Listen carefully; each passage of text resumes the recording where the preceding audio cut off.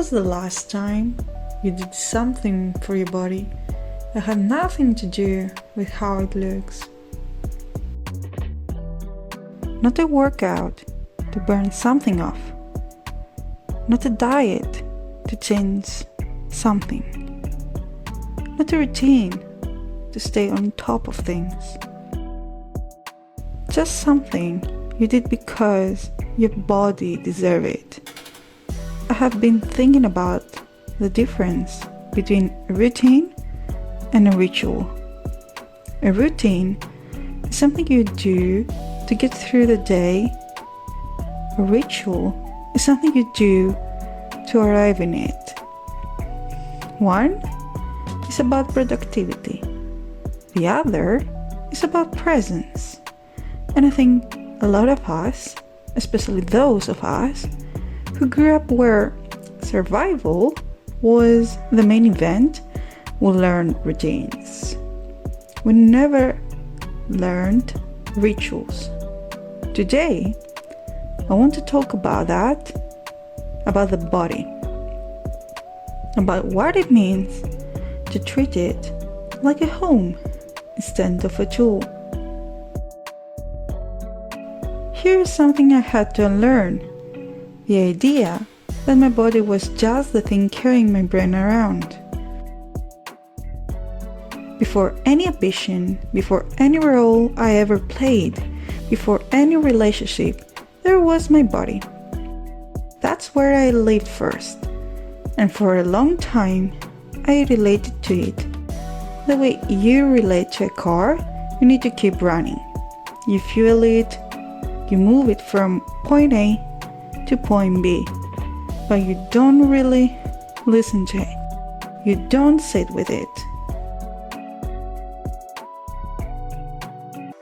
Growing up in a neighborhood where people were focused on getting through the week, not optimizing their wellness, the body was functional. You didn't ask what it needed. You just hoped it kept going.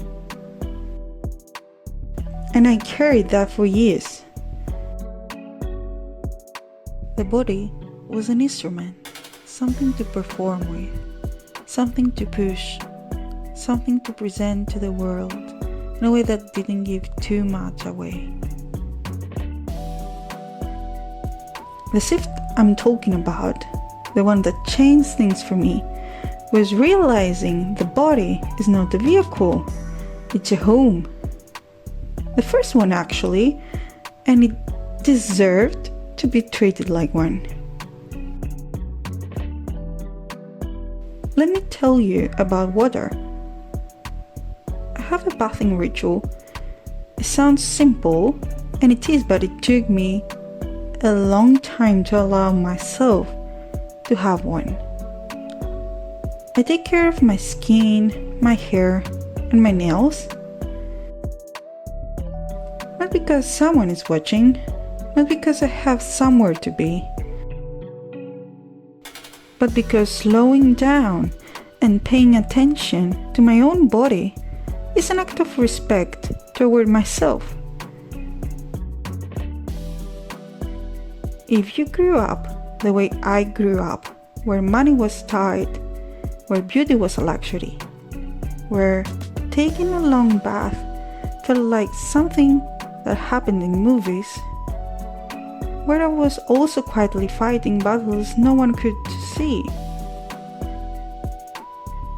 Living with body dysmorphia, struggling with obesity as an illness, trying to understand and accept a body that never felt like it belonged to me, where the world outside wasn't gentle either, shaped by moments of cyber violence and the weight of sexual and gender-based violence, experiences that made safety feel uncertain and self-worth even harder to hold on to.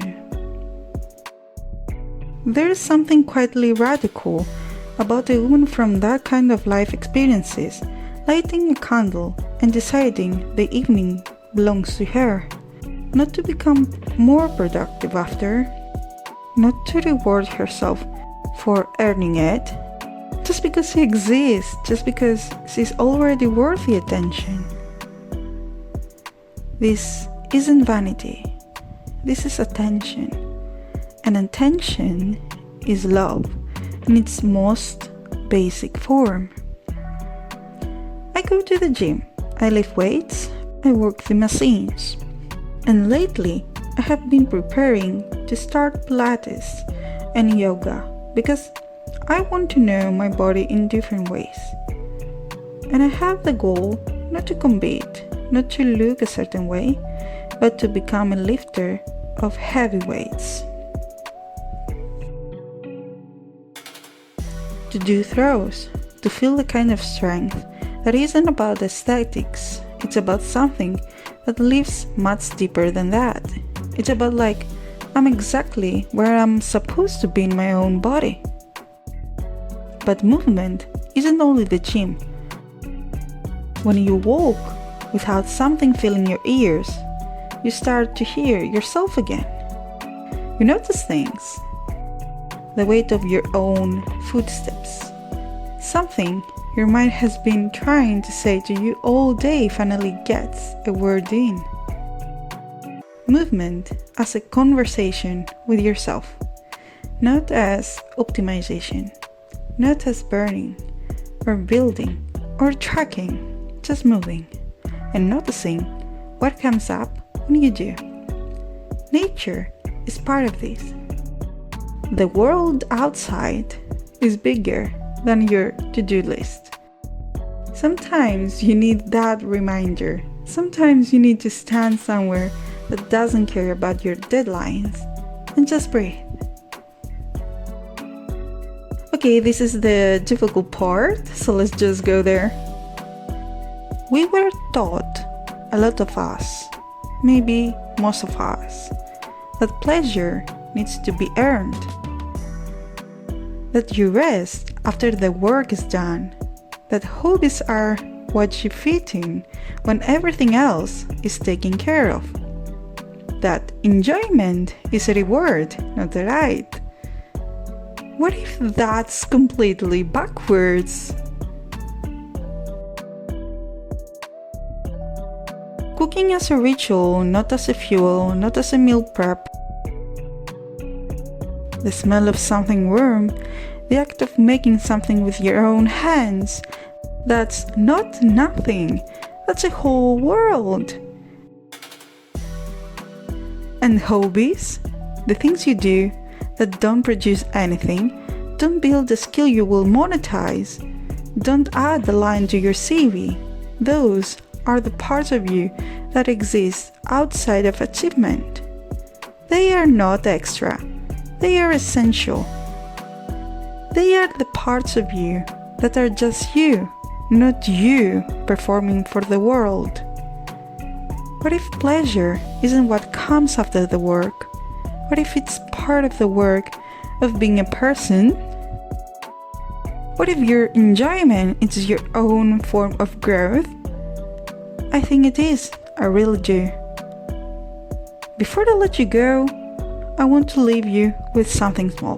This week, pick one thing, one ritual, not something you do to be better or more efficient or closer to a goal.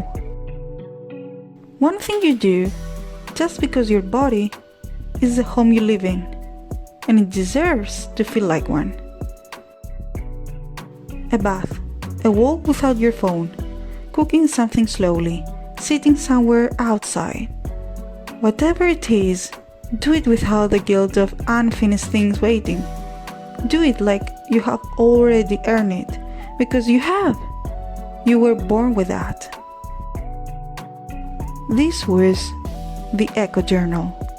I will see you in the next one.